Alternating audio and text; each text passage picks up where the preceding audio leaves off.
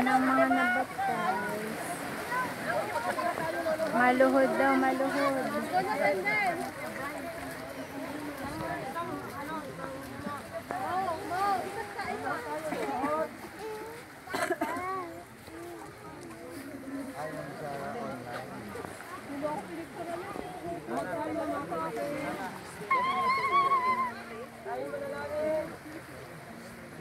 Bakit eh?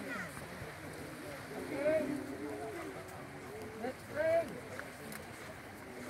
Dakila at makapagmahal na Diyos, salamat po sa inyong panawagan sa mga kapatid na ito na tumanggap sa inyo at sila ay inyong binigyan ng karapatan dyan sa langit na bayan.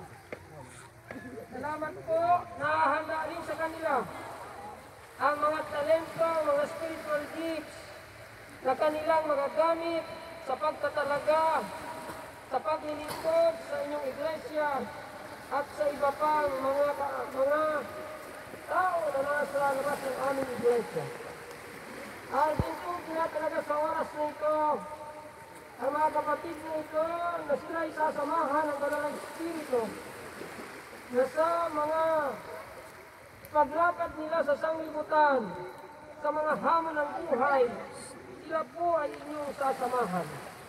Aking ring dinadalangin, Panginoon, sa oras na ito, na ang kanilang mga pangalan ay maitala sa aklat ng buhay, upang anumang oras kayong mahayag, ay tatawagin ang kanilang pangalan upang magmana ng buhay na walang hanggan.